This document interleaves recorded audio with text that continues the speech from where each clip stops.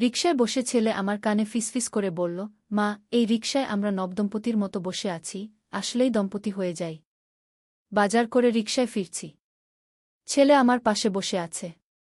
রাস্তায় খুব ভিড়, রিকশা ধীরে চলছে।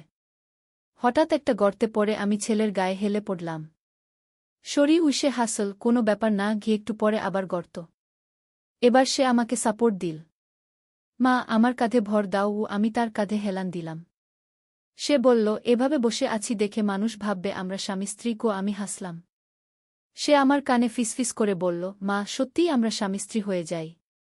আমি তোমাকে ভালোবাসি, এই রিকশায় বসে আমরা নবদম্পতির মতো লাগছি। বিয়ে করো আমাকে। কি রিকশার ঘণ্টির শব্দ কানে এলো। এই গল্পটি সম্পূর্ণ শুনলে আপনাদের পানি অটোমেটিক বের হয়ে যাবে, সো যত দ্রুত সম্ভব হাতের কাছে টিস্যু নিয়ে বসে পড়ো। বিছানার চাদর যেন নষ্ট না হয় সেটা সম্পূর্ণ খেয়াল রাখার অনুরোধ জানিয়ে গল্পটি এখন শুরু করব। তার আগে সর্বশেষ অনুরোধ, দয়া করে এমন পানি বের করার গল্প নিয়মিত শুনতে আমাদের চ্যানেলটি সকলেই সাবস্ক্রাইব করুন। ধন্যবাদ। হ্যালো বন্ধুরা, আমার নাম রুমা বেগম। আমার বয়স ৪৪ বছর। আমার স্বামীর নাম করিম উদ্দিন, বয়স ৪৬ বছর। আমাদের ২ সন্তান, রিফাত আর শিমু। রিফাত ২১ বছর বয়সী, বিশ্ববিদ্যালয়ে পড়ে। শিমু ১৪ বছর বয়সী, স্কুলে যায়। আজকের ঘটনাটা বলতে গেলে আমার গা শিহরিত হয়ে ওঠে। সব শুরু হয়েছিল সেই রিকশার কথা দিয়ে। আমি আর রিফাত বাজার থেকে ফিরছিলাম। রিফাত আমার পাশে বসেছিল। রাস্তায় ভিড় বেশি, রিকশা খুব ধীরে চলছিল। হঠাৎ একটা বড় গর্তে পড়ে আমি রিফাতের গায়ে হেলে পড়লাম। সরি, আমি বললাম। সে হেসে বলল, কোনো ব্যাপার না মা, কিছুক্ষণ পরে আবার আরেকটা গর্ত। এবার রিফাত আমাকে সাপোর্ট দিল। মা, আমার কাঁধে ভর দাও, সে বলল। আমি তার কাঁধে হেলান দিলাম। এভাবে বসে আছি দেখে মানুষ ভাববে আমরা স্বামী স্ত্রী, রিফাত বলল। আমি হেসে দিলাম। তারপর সে আমার কানের কাছে মুখ এনে ফিসফিস করে বলল, মা, সত্যিই আমরা স্বামী স্ত্রী হয়ে যাই। আমি তোমাকে ভালোবাসি। এই রিকশায় বসে আমরা নবদম্পতির মতো লাগছি। বিয়ে করো আমাকে। আমি অবাক হয়ে রিফাতের দিকে তাকালাম। কি বলছে সে? আমি ভাবলাম হয়তো মজা করছে। কিন্তু তার চোখে যে ভাব দেখলাম সেটা মোটেই মজার ছিল না। সে একদম সিরিয়াস। তুমি কি বলছো রিফাত? আমি জিজ্ঞেস করলাম। আমি সত্যিই বলছি মা। তুমি এত সুন্দর, এত যত্নশীল। বাবার চেয়ে আমিই তোমার বেশি যত্ন নিতে পারব। আমি হতবাক। আমার নিজের ছেলে আমাকে এসব কি বলছে? রিকশার ঘণ্টার আওয়াজ কানে এলো। আমি বুঝতে পারছিলাম না কি করব। রিফাত, তুমি আমার ছেলে। এসব কথা বলা ঠিক নয়, আমি বললাম। মা, আমি জানি এটা অস্বাভাবিক লাগছে। কিন্তু আমি সত্যিই তোমাকে ভালোবাসি। শুধু মা হিসেবে নয়, একজন নারী হিসেবেও। তুমি যখন রান্না করো, যখন ঘর পরিষ্কার করো, যখন হাসো, সব সময় আমার মনে হয় তুমি কত সুন্দর গো। আমার গা গুলিয়ে উঠল। এ কেমন কথা? আমার নিজের ছেলে আমার সাথে এভাবে কথা বলছে? রিকশা আমাদের বাড়ির সামনে এসে থামল। আমি দ্রুত নেমে গেলাম। রিফাতও নামল। রিকশাওয়ালাকে ভাড়া দিয়ে আমরা বাড়িতে ঢুকলাম। ঘরে ঢুকে আমি সোজা রান্নাঘরে গেলাম। মাথায় অনেক চিন্তা। রিফাত কি সত্যিই এমন ভাবে? নাকি এটা শুধু বয়সের একটা দশা? আমি রান্না শুরু করলাম। রিফাত এসে রান্নাঘরে দাঁড়াল। মা, আমি সত্যি বলেছি। আমি তোমাকে চাই। রিফাত, এসব বাদ দাও। তুমি আমার ছেলে। এটা ভুল, আমি বললাম। কিন্তু মা, তুমি যদি বাবাকে ছেড়ে আমার সাথে থাকো, আমি তোমাকে রানীর মতো রাখব। তোমার সব সুখ স্বাচ্ছন্দ্যের ব্যবস্থা করব। আমি রান্না বন্ধ করে রিফাতের দিকে ঘুরলাম। তুমি কি বলছো জানো? তুমি আমার ছেলে, আমি তোমার মা। এর চেয়ে পবিত্র আর কোনো সম্পর্ক নেই। তুমি এসব ভাবতে পারো না। কিন্তু মা, আমি বুঝি তুমি বাবার সাথে খুশি নও। রাত্রে আমি তোমার কান্নার আওয়াজ শুনি। বাবা তোমার যত্ন নেয় না। আমি চুপ হয়ে গেলাম। সে কি সত্যিই আমার কান্নার আওয়াজ শোনে? করিম সত্যিই আমার তেমন যত্ন নেয় না। সারাদিন কাজ করে এসে শুধু খেয়ে ঘুমিয়ে পড়ে। আমার সাথে কথাও বলে না তেমন। রিফাত, এসব ভুল কথা। তুমি পড়াশোনায় মন দাও, আমি বললাম। মা, আমি জানি তুমি লজ্জা পাচ্ছ। কিন্তু এটা কোনো লজ্জার বিষয় নয়। প্রেম কোনো বয়স দেখে না, কোনো সম্পর্ক দেখে না। রিফাত, তুমি পাগল হয়ে গেছ নাকি? আমি রেগে গেলাম। না মা, আমি পাগল হইনি। আমি সত্যি বলছি। আজ রাতে যখন সবাই ঘুমিয়ে যাবে তুমি আমার ঘরে এসো। আমি তোমাকে কিছু দেখাবো। কি দেখাবে? আমি জিজ্ঞেস করলাম। সেটা রাতে দেখবে। তুমি অবশ্যই আসবে। এই বলে রিফাত চলে গেল। আমি দাঁড়িয়ে রইলাম। কি ব্যাপার এটা? রিফাত কি দেখাতে চায় আমাকে? আমি কি যাব? সন্ধ্যার পর করিম বাড়ি ফিরল। খেয়ে টিভি দেখতে বসল। শিমু স্কুল থেকে ফিরে এসেছে। সবাই স্বাভাবিক। শুধু আমার মনটা অস্বাভাবিক লাগছিল। রাত 10টার দিকে সবাই ঘুমিয়ে গেল। আমিও শুয়ে পড়লাম। কিন্তু ঘুম আসছিল না। রিফাতের কথা মনে পড়ছিল বারবার। সে কি দেখাতে চায়? আমার কৌতূহল হচ্ছিল। রাত 1টার সময় আমি উঠে রিফাতের ঘরের দিকে গেলাম। দরজায় টোকা দিলাম। এসো মা, রিফাত বলল। আমি দরজা খুলে ঢুকলাম। রিফাত টেবিলের সামনে বসে কিছু একটা নিয়ে কাজ করছিল। কি দেখাবে আমাকে? আমি জিজ্ঞেস করলাম। রিফাত আমার দিকে ঘুরল। তার হাতে একটা ছোট্ট বাক্স। এটা দেখো মা, সে বলল। আমি বাক্সটা খুললাম। ভেতরে একটা সুন্দর আংটি। হীরার আংটি। এটা কি? আমি জিজ্ঞেস করলাম। এটা তোমার জন্য। আমি আমার পকেট মানি জমিয়ে এটা কিনেছি। এটা তোমাকে পড়তে হবে। কেন? কারণ তুমি আমার হবে। এই আংটি হলো আমাদের বাগদানের আংটি। রিফাত, তুমি সত্যিই পাগল হয়ে গেছ। আমি তোমার মা। মা, তুমি এই আংটি পরো। দেখো কেমন সুন্দর লাগে। আমি জানি না কেন আংটিটা হাতে নিলাম। সত্যিই খুব সুন্দর। আমি আঙ্গুলে পরে দেখলাম। খুব সুন্দর লাগছে। দেখো মা, কত সুন্দর লাগছে তোমার হাতে, রিফাত বলল। আমি আংটিটা খুলে দিতে গেলাম। কিন্তু সেটা খুলছে না। এটা খুলছে না কেন? আমি জিজ্ঞেস করলাম। এটা জাদুর আংটি মা। একবার পরলে খোলা যায় না।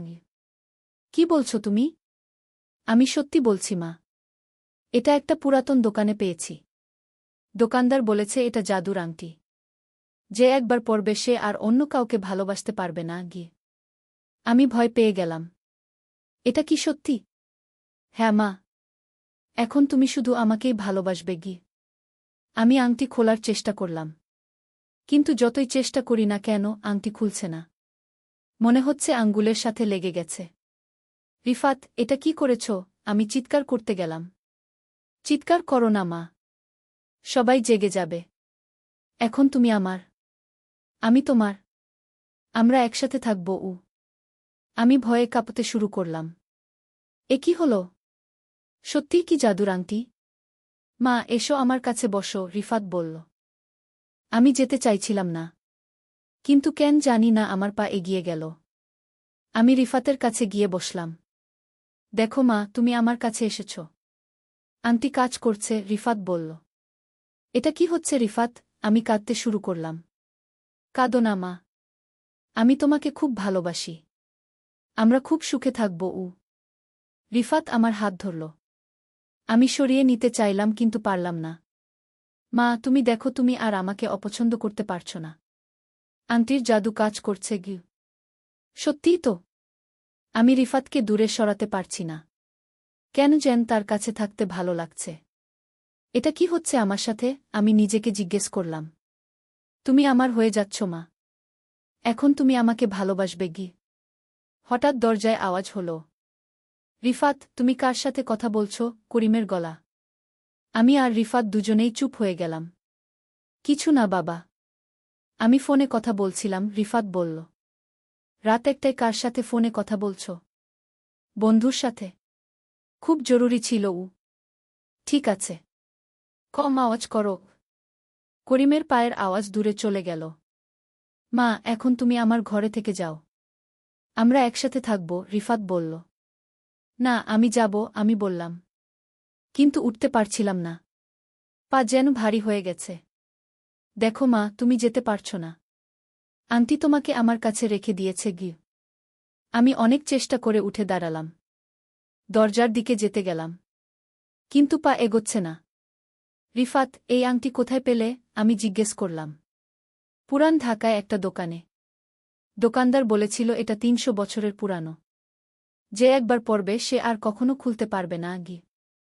কিন্তু এটা তো অসম্ভব। মা, তুমি তো দেখতেই পাচ্ছ। তুমি আর আমার কাছ থেকে যেতে পারছ না আগে। আমি আবার চেষ্টা করলাম। এবার কিছুটা এগিয়ে যেতে পারলাম। দরজায় পৌঁছে গেলাম। মা, তুমি যেতে পারবে না। ফিরে এসো। কেন জানি না, আমার মনে হলো রিফাতের কথা শোনা উচিত। আমি ফিরে এলাম। দেখো, তুমি আমার কথা শুনছ। আন্টি তোমাকে আমার অধীনে করে দিয়েছে গি। এটা হতে পারে না রিফাত। জাদুটাদু বলে কিছু নেই। তাহলে তুমি কেন আমার কাছ থেকে যেতে পারছ না? আমার কোনো উত্তর নেই। সত্যিই তো, আমি যেতে পারছি না। এটা কি হচ্ছে? মা, এসো আমার পাশে শুয়ে পড়ো, রিফাত বলল। না, এটা ভুল। ভুল কিছু নেই মা। আমি তোমার ছেলে ঠিক আছে, কিন্তু এখন আমি তোমার প্রেমিকও। আমি হতবাক। কি বলছে সে? রিফাত, তুমি কি বলছো জানো? আমি ঠিকই বলছি মা। তুমি আমার মা, কিন্তু এখন আমার প্রেমিকাও। আমরা দুটো সম্পর্কই রাখব। আমার মাথা ঘুরে যাচ্ছিল। এসব কি শুনছি? এটা অসম্ভব রিফাত। এমন হতে পারে না আগে। কিন্তু হচ্ছে তো। তুমি দেখো, তুমি আমার কাছ থেকে যেতে পারছ না আগে। রিফাত উঠে এসে আমার হাত ধরল। আমি ছাড়িয়ে নিতে চাইলাম, কিন্তু পারলাম না। মা, তুমি আর বাবার ঘরে যাবে না। তুমি এখানে আমার সাথে থাকবে গি। কিন্তু করিম খুঁজবে আমাকে গি। সে ঘুমিয়ে আছে। সে জানতেও পারবে না গি। আমি বুঝতে পারছিলাম এখন আমি কি করব। আংটি আমার হাতে আটকে গেছে, আমি রিফাতের কাছ থেকে যেতে পারছি না। এ কি অভিশাপ? রিফাত, প্লিজ এই আংটি খোলার কোনো উপায় বলো। উপায় আছে মা। তবে সেটা তুমি করবে না গি। কি উপায়? তোমাকে আমাকে চুমু দিতে হবে। তাহলে আংটি খুলে যাবে গু। আমার মাথায় বাজ পড়ল। কি বলছে সে? এটা অসম্ভব রিফাত। তাহলে আংটি খুলবে না গি। আমি দ্বিধায় পড়ে গেলাম। একদিকে আংটি খোলার জন্য এটা করতে হবে, অন্যদিকে এটা খুবই ভুল। মা, তুমি যদি না করো তাহলে সারা জীবন এই আংটি পরে থাকতে হবে গু। আমি ভাবতে শুরু করলাম। সারা জীবন এই আংটি পরে থাকা মানে সারা জীবন রিফাতের অধীনে থাকা। এটা তো আরও খারাপ। ঠিক আছে, আমি বললাম। আমি রিফাতের কাছে গেলাম। তার গালে একটা চুমু দিলাম। না মা, এভাবে নয়। ঠোঁটে চুমু দিতে হবে গি। কি? আমি চিৎকার করে উঠলাম। শান্ত হও মা। এটাই নিয়ম ঘ। আমি কাঁদতে শুরু করলাম। কি করব আমি? হঠাৎ রিফাত হাসতে শুরু করল। কি হাসছ? আমি জিজ্ঞেস করলাম। মা, আমি তোমাকে ঠকিয়েছি গু। মানে? এটা কোনো জাদুর আংটি নয়। এটা একটা সাধারণ আংটি। আমি অবাক। তাহলে আমি কেন তোমার কাছ থেকে যেতে পারছিলাম না? সেটা মানসিক। তুমি ভেবেছিলে যে আংটির জাদু আছে, তাই তোমার মন সেভাবে কাজ করেছিল। আমি রাগে ফেটে পড়লাম। তুমি আমার সাথে এমন করলে কেন? আমি তোমাকে বোঝাতে চেয়েছিলাম যে তুমি আমাকে কতটা ভালোবাসো গু। কি মানে? মা, তুমি আমার জন্য সবকিছু করতে প্রস্তুত ছিলে। এমনকি ভুল কাজও। এটা প্রমাণ করে যে তুমি আমাকে অনেক ভালোবাসো গু। কিন্তু তুমি আমাকে যেসব কথা বলেছিলে, সেসব আমি সত্যিই ভেবেছিলাম মা। কিন্তু এখন বুঝতে পারছি এটা ভুল ছিল। তুমি আমার মা, এর চেয়ে পবিত্র কোনো সম্পর্ক নেই গি। আমি স্বস্তির নিঃশ্বাস ফেললাম। তাহলে এই আংটি? এটা খুলে যাবে। একটু জোরে টানো গ। আমি জোরে টেনে আংটি খুলে ফেললাম। সত্যিই খুলে গেল। এখন তুমি বুঝতে পারছো মা, এটা শুধু তোমার মনের খেলা ছিল। আমি রিফাতকে জড়িয়ে ধরলাম। তুমি আমাকে কত ভয় পাইয়েছিলে জানো? সরি মা। কিন্তু আমি এটা করেছিলাম তোমাকে একটা কথা বলার জন্য গু। কি কথা? মা, আমি জানি বাবা তোমার সাথে খুব একটা সময় কাটায় না। তুমি অনেক একা থাকো। আমি চাই তুমি খুশি থাকো গু। আমার চোখে পানি এসে গেল। আমার ছেলে আমার কথা এতটা ভাবে। তুমি একজন চমৎকার ছেলে রিফাত। তোমার মতো ছেলে পেয়ে আমি ভাগ্যবান গু। মা, আমি বাবার সাথে কথা বলবো। তিনি যেন তোমার সাথে আরও সময় কাটান। না রিফাত, দরকার নেই। আমি ঠিক আছি না মা, তুমি ঠিক নেই। আমি তোমার মুখ দেখেই বুঝি তুমি কতটা দুঃখে আছো গু। আমি রিফাতের কপালে চুমু দিলাম। তুমি আমার সোনার ছেলে মা, আমি চাই তুমি বাবার সাথে কথা বলো। তোমাদের মধ্যে দূরত্ব কমাও। আমি চেষ্টা করব গো। আর মা, আমি যেসব কথা বলেছিলাম সেগুলো ভুলে যাও। আমি তোমাকে শুধু মা হিসেবেই ভালোবাসি আমি জানি বাবা, তুমি আমার ভালো ছেলে আমরা একটু চুপ হয়ে বসে রইলাম। মা, তুমি এখন যাও। বাবা খুঁজতে পারে ঘ আমি উঠে যাওয়ার সময় রিফাত বলল, মা, আর একটা কথা কি? আমি চাই তুমি আর বাবা একসাথে কোথাও ঘুরতে যাও। হয়তো কক্সবাজার বা সিলেট দেখি প্লিজ মা, তোমাদের সম্পর্ক ভালো করার জন্য এটা দরকার আমি হেসে বললাম, ঠিক আছে, আমি করিমের সাথে কথা বলব পরদিন সকালে আমি করিমের সাথে রিফাতের কথা বললাম। করিম প্রথমে একটু অবাক হল। রিফাত এসব বলেছে? করিম জিজ্ঞেস করল। হ্যাঁ, সে বলেছে আমরা যেন একসাথে কোথাও যাই সে ঠিকই বলেছে।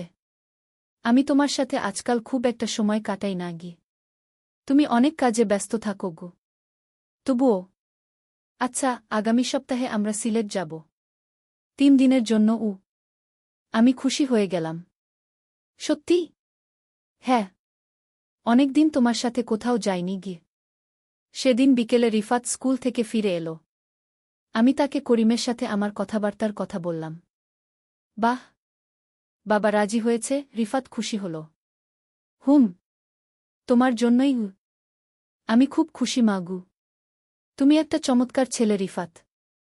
তুমি আমাদের পরিবারের কথা এতটা ভাবো সন্ধ্যার দিকে আমরা সবাই মিলে বসে সিলেট ভ্রমণের পরিকল্পনা করলাম। শিমুও খুব খুশি। আমরা চা বাগান দেখব? শিমু জিজ্ঞেস করল। সব দেখব, করিম বলল। আর জাফলং যাব? আমি জিজ্ঞেস করলাম। অবশ্যই, যেখানে যেতে চাও সব জায়গায় যাব রিফাত বলল। আমি একটা গাইড বুক কিনে নিয়ে এসেছি। সিলেটের সব জায়গার তথ্য আছে পরের সপ্তাহে আমরা সিলেট গেলাম। সত্যিই খুব সুন্দর ছিল। চা বাগান, জাফলং, শ্রীমঙ্গল সব জায়গায় গেলাম। অনেকদিন পর আমাদের পরিবার একসাথে এতটা সময় কাটাল।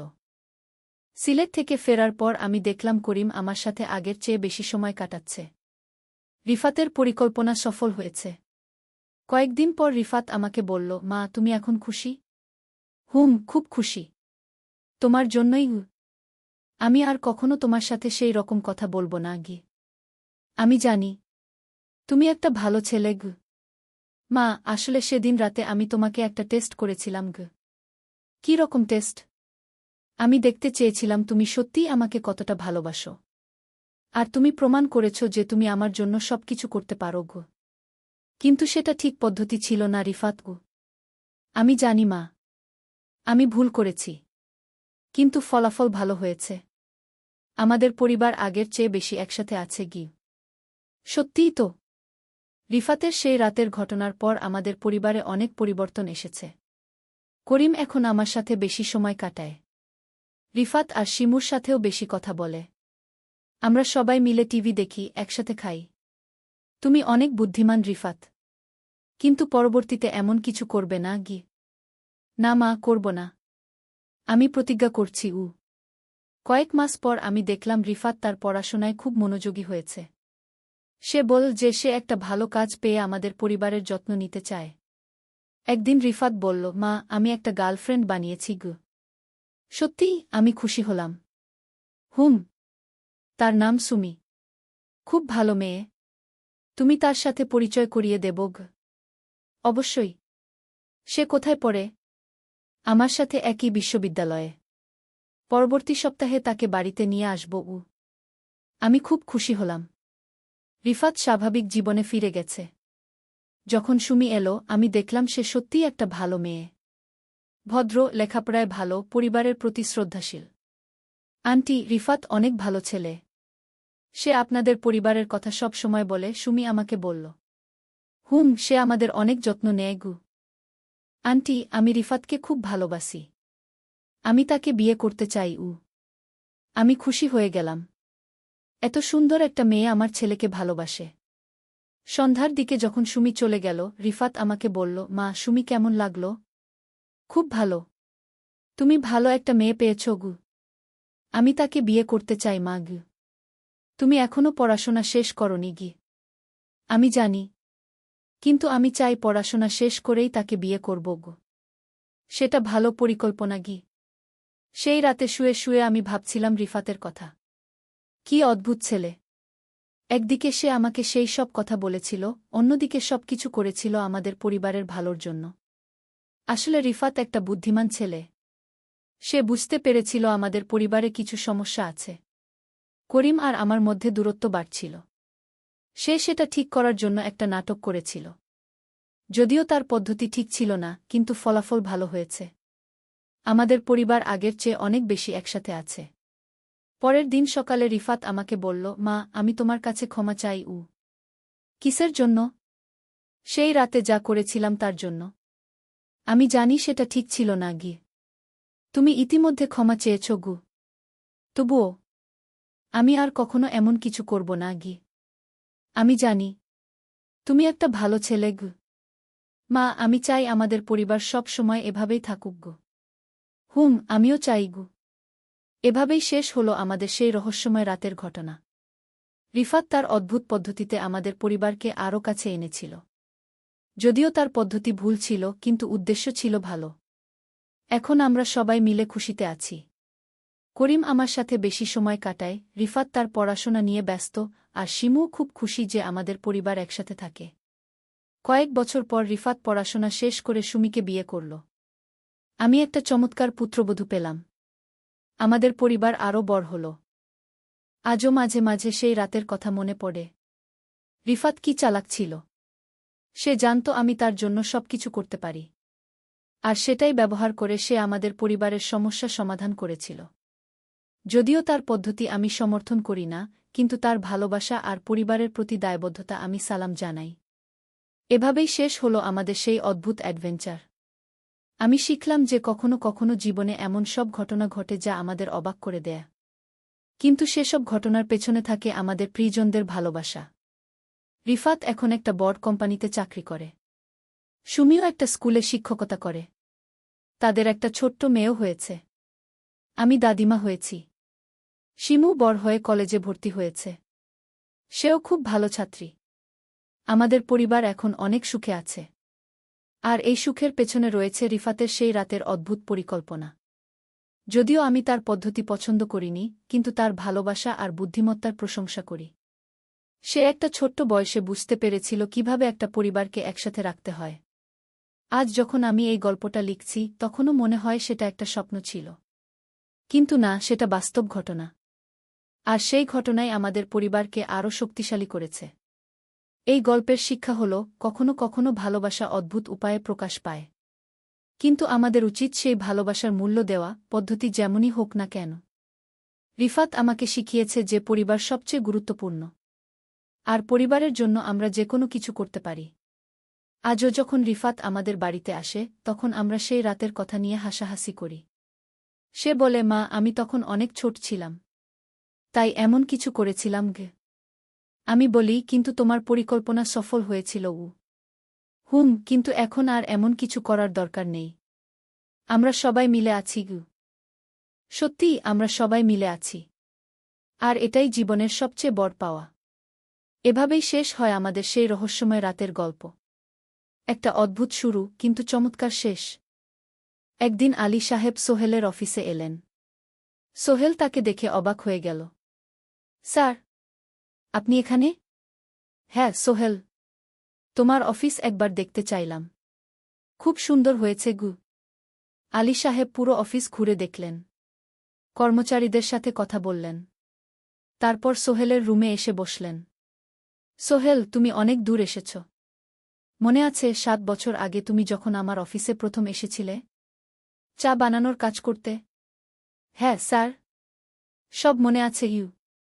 আমি গর্বিত যে আমি তোমাকে একটা সুযোগ দিয়েছিলাম। আর তুমি সেই সুযোগকে কাজে লাগিয়েছ। জানো সফলতার মূল সূত্র কি? কি স্যার? কঠোর পরিশ্রম, সততা আর হাল না ছাড়া। তোমার মধ্যে এই 3টা গুণই আছে গু। সোহেল চোখে জল নিয়ে বলল, আপনি না থাকলে আজ আমি এখানে পৌঁছাতে পারতাম না স্যার। না সোহেল, আমি শুধু একটা দরজা খুলে দিয়েছিলাম। ভেতরে ঢুকে পথ তৈরি করেছ তুমি নিজে। আলী সাহেব চলে যাওয়ার আগে বললেন, আমার একটা বড় প্রজেক্ট আছে, একটা 20 ফ্লোর বিজনেস টাওয়ার। আমি চাই তুমি এই প্রজেক্টে আমার সাথে পার্টনার হও। 50-50 রাজি? সোহেল অবাক হয়ে গেল। এত বড় প্রজেক্ট? স্যার, আমার কি যথেষ্ট সামর্থ্য আছে? আছে, আমি বিশ্বাস করি। সোহেল রাজি হয়ে গেল। এটা তার জীবনের সবচেয়ে বড় প্রজেক্ট হবে। 50 অধ্যায়, বড় চ্যালেঞ্জ। 20 ফ্লোর বিজনেস টাওয়ারের কাজ শুরু হল। এটা সোহেলের জীবনের সবচেয়ে বড় চ্যালেঞ্জ। প্রজেক্টের বাজেট প্রায় 10 করোড় টাকা। সোহেলকে 5 করোড় টাকা ইনভেস্ট করতে হবে। সোহেল তার সব সঞ্চয়ে, ব্যাংক লোন আর কিছু ইনভেস্টর থেকে টাকা জোগাড় করল। এটা একটা বিশাল ঝুঁকি। যদি প্রজেক্ট ব্যর্থ হয়, সব শেষ। মিনা চিন্তিত ছিল। সোহেল, এত বড় ঝুঁকি নেওয়া ঠিক হবে? মিনা, জীবনে বড় কিছু করতে হলে ঝুঁকি নিতে হয়। আমি এই সুযোগ হাতছাড়া করতে চাই না। কিন্তু যদি কিছু ভুল হয়? ভুল হবে না। আমি আলী সাহেবের সাথে আছি, উনি আমাকে গাইড করবেন। প্রজেক্ট শুরু হল। প্রথম 6 মাস সব ভালোই চলছিল। কাজ সময়মতো হচ্ছে, বাজেট ঠিক আছে। কিন্তু 7 মাসের মাথায় একটা বড় সমস্যা দেখা দিল। একজন প্রধান ইনভেস্টর হঠাৎ তার টাকা ফেরত চাইলেন। তিনি অন্য একটা জরুরি কাজে টাকা লাগবে বলে জানালেন। 1 করোড় টাকা ফেরত দিতে হবে। সোহেল বিপদে পড়ে গেল। 1 করোড় টাকা এখন কোথায় পাবে? প্রজেক্টে সব টাকা ঢেলে দিয়েছে। সে আলী সাহেবের সাথে কথা বলল। আলী সাহেব বললেন, চিন্তা করো না, আমি ব্যবস্থা করছি। কিন্তু আলী সাহেবও বড় একটা প্রজেক্টে আটকে আছেন। তার হাতে লিকুইড ক্যাশ নেই। সোহেল অন্য ব্যাংক থেকে লোন নেওয়ার চেষ্টা করল। কিন্তু ব্যাংক বলল, ইতিমধ্যে তার অনেক লোন আছে, নতুন লোন দিতে পারবে না। সোহেল রাতে ঘুমাতে পারছিল না। খাওয়া দাওয়া বন্ধ করে দিয়েছিল। মিনা তাকে দেখে খুব চিন্তিত হয়ে গেল। সোহেল, প্লিজ নিজেকে এভাবে শেষ করে ফেলো না। কোনো একটা রাস্তা বের হবেই। কিন্তু সোহেল কোনো রাস্তা দেখতে পাচ্ছিল না। ইনভেস্টর 15 দিন সময় দিয়েছে। 15 দিনের মধ্যে টাকা ফেরত না দিলে তিনি আইনি ব্যবস্থা নেবেন। 10 দিন কেটে গেল। সোহেল কোনো সমাধান খুঁজে পেল না। সে প্রায় হাল ছেড়ে দিয়েছিল। 11 দিনের দিন একটা অপ্রত্যাশিত ঘটনা ঘটল। জাহিদ ভাই, সোহেলের পুরনো সহকর্মী, তার অফিসে এলেন। জাহিদ ভাই এখন একটা রিয়েল এস্টেট কোম্পানিতে সিনিয়র ম্যানেজার। সোহেল, আমি তোমার সমস্যার কথা শুনেছি। হ্যাঁ ভাই, আমি বিপদে পড়েছি। আমি তোমাকে সাহায্য করতে চাই। আমার কিছু সঞ্চয় আছে, 5 লাখ টাকা। তুমি নাও। সোহেল চোখে জল নিয়ে বলল, ভাই আমি কিছু বলার দরকার নেই। তুমি আমাকে অনেক কিছু শিখিয়েছ। তোমার কাছ থেকে পরিশ্রম আর সততা শিখেছি। এখন আমার পালা তোমাকে সাহায্য করার। জাহিদ ভাই চলে যাওয়ার পর আরও 2 জন এলো। একজন সোহেলের পুরনো ক্লায়েন্ট, আরেকজন তার কর্মচারী। 2 জন মিলে আরও 8 লাখ টাকা দিল। করিম মামা 20 লাখ টাকা ব্যবস্থা করলেন। তার কিছু বন্ধুদের কাছ থেকে ধার করে। মিনা তার সব গয়না বিক্রি করে 10 লাখ টাকা দিল। সবাই মিলে প্রায় 45 লাখ টাকা জোগাড় হল। বাকি 65 লাখ টাকা সোহেল তার অফিসের সব অ্যাসেট বিক্রি করে আর একটা প্রাইভেট ফিন্যান্স কোম্পানি থেকে উচ্চ সুদে লোন নিয়ে ব্যবস্থা করল। ঠিক 14 দিনের দিন সোহেল ইনভেস্টরকে 1 করোড় টাকা ফেরত দিল। ইনভেস্টর টাকা নিয়ে চলে গেলেন। সোহেল তার অফিসে ফিরে এসে চেয়ারে বসে কাঁদল। এত চাপ, এত টেনশন, সব যেন একসাথে বের হয়ে এলো। মিনা এসে তাকে জড়িয়ে ধরল। আমরা পেরেছি সোহেল, আমরা পেরেছি। 16 অধ্যায়, পুনরুদ্ধার। এই ঘটনার পর সোহেল আরও সাবধান হয়ে গেল। সে বুঝল, ব্যবসায় শুধু সাহস নয়, বুদ্ধিও লাগে। ঝুঁকি নিতে হয়, কিন্তু হিসাব করে। প্রজেক্ট চলতে থাকল। এবার সোহেল আরও সতর্কতার সাথে সবকিছু পরিচালনা করল। প্রতিটা খরচ হিসাব করল, প্রতিটা সিদ্ধান্ত ভেবেচিন্তে নিল। আরও 1 বছর পর 20 ফ্লোর বিজনেস টাওয়ার সম্পন্ন হল। চমৎকার বিল্ডিং, শহরের অন্যতম সুন্দর ভবন। বিল্ডিংয়ের উদ্বোধন অনুষ্ঠানে শহরের মেয়র এলেন। অনেক ব্যবসায়ী সাংবাদিক এল। সোহেলের নাম পত্রিকা ছাপা হল। স্বপ্নের শহরে এক তরুণ উদ্যোক্তার সফলতার গল্প। প্রজেক্ট থেকে সোহেলের লাভ হল প্রায় 2 করোড় টাকা। এই টাকা দিয়ে সে সব ঋণ শোধ করল। জাহিদ ভাইয়ের টাকা ফেরত দিল। করিম মামার ঋণ শোধ করল। যারা সাহায্য করেছিল সবাইকে টাকা ফেরত দিল। মিনার জন্য নতুন গয়না কিনা আরও সুন্দর। তার মাকে গ্রামে একটা নতুন পাকা বাড়ি বানিয়ে দিল। মা কাঁদতে কাঁদতে বললেন, তোর বাবা বেঁচে থাকলে কত খুশি হতো। তুই আমার সব স্বপ্ন পূরণ করেছিস গে। সোহেল নিজেদের জন্য একটা ফ্ল্যাট কিনা 4 রুমের ফ্ল্যাট, সমুদ্রের কাছে। এখন আর ভাড়া বাড়িতে থাকতে হয় না। 7ম অধ্যায়, প্রতিদান। সোহেল এখন একজন প্রতিষ্ঠিত উদ্যোক্তা।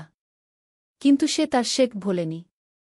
যে গ্রাম থেকে সে এসেছে, যারা তাকে সাহায্য করেছে, কাউকেই ভোলেনি। সে তার গ্রামে একটা স্কুল বানিয়ে দিল। সোহেল ফাউন্ডেশন স্কুল কো গরিব ছেলেমেয়েরা ফ্রিতে পড়তে পারবে। ভালো শিক্ষক নিযোগ দিল। ভালো পড়াশোনার ব্যবস্থা করল। শহরে একটা ফ্রি মেডিকেল ক্লিনিক খুল। গরিব মানুষরা ফ্রিতে চিকিৎসা পাবে। প্রতি বছর 10 জন মেধাবী কিন্তু গরিব ছাত্রছাত্রীকে স্কলারশিপ দেওয়া শুরু করল। তারা বিনামূল্যে পড়াশোনা করতে পারবে। একদিন একটা টিভি চ্যানেল সোহেলের ইন্টারভিউ নিতে এলো। আপনার সফলতার গোপন সূত্র কি? সোহেল একটু ভেবে বলল, কঠোর পরিশ্রম, সততা আর হাল না ছাড়া।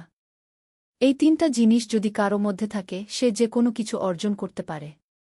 আর সবচেয়ে বড় কথা, যারা আমাকে সাহায্য করেছে তাদের ছাড়া আমি কিছুই না। একা কেউ সফল হতে পারে না। আপনার পরবর্তী স্বপ্ন কি? আমি চাই আরও মানুষকে সাহায্য করতে। আমার মতো যারা গ্রাম থেকে শহরে আসে তাদের জন্য একটা ট্রেনিং সেন্টার খুলব। তারা সেখানে বিভিন্ন স্কিল শিখতে পারবে, চাকরি পাবে, নিজের পায়ে দাঁড়াতে পারবে। 8ম অধ্যায়, নতুন প্রজন্ম। আরও 5 বছর কেটে গেল। সোহেল এখন 45 বছরের। তার মেয়ে সারা এখন 9 বছরের। স্কুলে ক্লাস 4-এ পড়ে। খুব মেধাবী মেয়ে। একদিন সারা বাবাকে জিজ্ঞেস করল, বাবা, তুমি কিভাবে এত বড় হলে? আমার বন্ধুরা বলে তুমি একজন সফল মানুষ গো। সোহেল তাকে কোলে নিয়ে বসল। বাবা, তুমি জানো, তোমার দাদু ছিলেন একজন স্কুল শিক্ষক। খুব সৎ মানুষ। কিন্তু আমরা গরিব ছিলাম। আমি রিকশা চালাতাম। রিকশা? সত্যি? হ্যাঁ। তারপর আমি এই শহরে এলাম। অনেক কষ্ট করেছি। কিন্তু হাল ছাড়িনি। মানুষ আমাকে সাহায্য করেছে। আর আমি কঠোর পরিশ্রম করেছি। বাবা, আমিও কি তোমার মতো হতে পারব? অবশ্যই পারবে বাবা। তবে মনে রেখো, সফলতা মানে শুধু টাকা পয়সা না। সফলতা মানে ভালো মানুষ হওয়া, অন্যদের সাহায্য করা, সৎ থাকা। সারা মাথা নাডল। আমি ভালো মানুষ হব বাবা। সোহেল তার মেয়েকে জড়িয়ে ধরল। মনে মনে ভাবল, তার জীবনের সব কষ্ট সার্থক হয়েছে। মিনা রান্নাঘর থেকে ডাকল, খাবার তৈরি। এসো। সোহেল সারাকে নিয়ে ডাইনিং টেবিলে গেল। ঋতু এসেছে। সে এখন বিয়ে করেছে, তার একটা ছেলে হয়েছে। সোহেলের মা মাঝে মাঝে চট্টগ্রামে বেড়াতে আসেন। আজও এসেছেন। সবাই মিলে খেতে বসল। হাসিগল্পে ভরা পরিবার।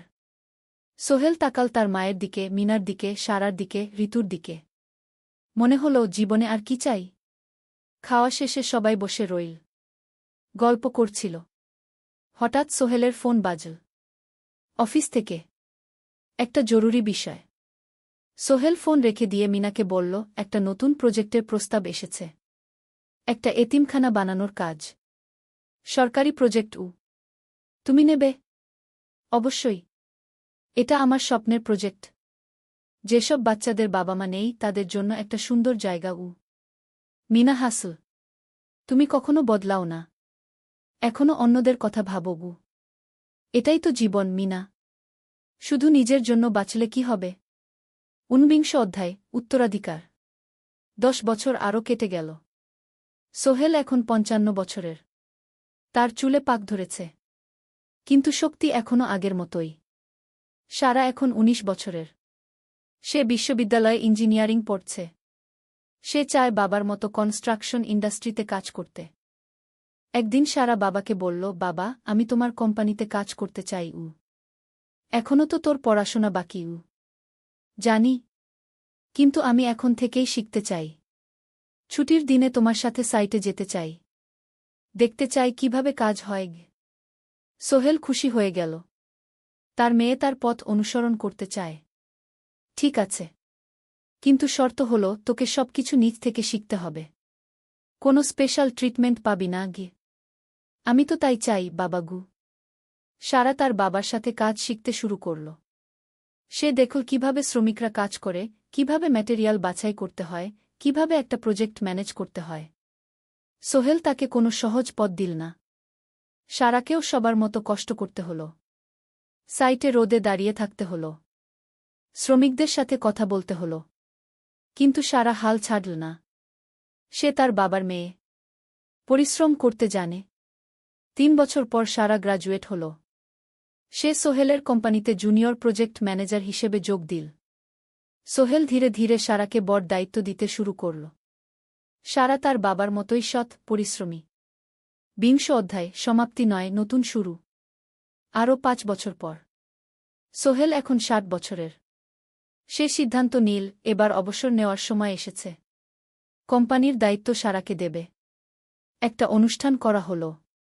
সোহেল আনুষ্ঠানিকভাবে কোম্পানির চেয়ারম্যান পদ থেকে অবসর নিল। সারা হল নতুন ম্যানেজিং ডিরেক্টর। সোহেল তার বক্তব্যে বলল, আমি যখন এই শহরে এসেছিলাম আমার পকেটে ছিল মাত্র 5,000 টাকা। একটা ছোট্ট ব্যাগ। আর অনেক স্বপ্ন। আজ 40 বছর পর আমি পেছনে ফিরে তাকাই, দেখি একটা দীর্ঘ পথ। সেই পথে অনেক কষ্ট ছিল, অনেক বাধা ছিল। কিন্তু ছিল অনেক ভালোবাসাও। অনেক মানুষের সাহায্যও। আমি বিশ্বাস করি সফলতা একা আসে না। এটা আসে অনেক মানুষের সমর্থন, ভালোবাসা আর বিশ্বাস নিয়ে। আমি যা কিছু অর্জন করেছি তা আমার একার না। এটা আমার পরিবারের, আমার কর্মচারীদের, আমার বন্ধুদের, সবার। আজ আমি আমার মেয়ে সারার হাতে এই দায়িত্ব তুলে দিচ্ছি। আমি জানি সে আমার চেয়ে ভালো করবে। কারণ সে শিখেছে আমার ভুল থেকে, আমার অভিজ্ঞতা থেকে। অনুষ্ঠান শেষ হল। সবাই চলে গেল। সোহেল আর মিনা অফিসে একা দাঁড়িয়ে রইল। মিনা, মনে আছে আমরা প্রথম কখন দেখা হয়েছিলাম? হ্যাঁ, তোমার সেই ছোট্ট মুদি দোকানে। তুমি বিস্কুট কিনতে এসেছিলে। কে ভেবেছিল সেই দিন থেকে আমাদের এই পর্যস্বপ্নের শহর। প্রথম অধ্যায়, যাত্রা শুরু। সকাল 7টা বেজে গেছে। ঢাকার কমলাপুর রেলস্টেশনে মানুষের ভিড়। চারদিকে চা বিস্কুট বিক্রেতাদের চিৎকার, ট্রেনের হর্ন আর যাত্রীদের কোলাহল। এই বিশাল ভিড়ের মধ্যে একটা ছোট্ট ব্যাগ হাতে দাঁড়িয়ে আছে সোহেল। বয়স মাত্র 22। গায়ের রং শ্যামলা, চোখে স্বপ্নের ঝিলিক। ভাইজা, চট্টগ্রামের টিকিট আছে? সোহেল টিকিট কাউন্টারের সামনে দাঁড়িয়ে জিজ্ঞেস করল। আছে। 30 টাকা। কাউন্টারের লোকটা উত্তর দিল। সোহেল তার পকেট থেকে টাকা বের করল। মোট 5,000 টাকা। এই টাকা সে জমিয়েছে গত 3 বছরে রিকশা চালিয়ে। তার স্বপ্ন ছিল চট্টগ্রাম গিয়ে একটা ভালো চাকরি পাওয়া। গ্রামে আর থাকতে চায় না সে। বাবা মারা গেছেন 10 বছর আগে। মা আর ছোট বোন ঋতুকে নিয়ে সংসার চালাচ্ছিল রিকশা চালিয়ে। কিন্তু এভাবে তো আর সারা জীবন চলবে না। টিকিট কেটে সোহেল প্ল্যাটফর্মে এল। ট্রেন ছাড়বে আর মাত্র 15 মিনিট পরে। সে একটা বেঞ্চে বসে পড়ল। ব্যাগটা বুকের কাছে চেপে ধরল। এই ব্যাগে আছে তার সব সম্পদ, কিছু কাপড়, একটা ছোট্ট ফটো ফ্রেমে বাবা মায়ের ছবি, আর কিছু টাকা। কোথায় যাচ্ছেন? পাশে বসা একজন বয়স্ক মানুষ জিজ্ঞেস করলেন। চট্টগ্রাম কাকা। চাকরি খুঁজতে যাচ্ছি। কে? সোহেল বিনয়ের সাথে উত্তর দিল। ভালো। তবে শহরে সাবধানে থাকবেন।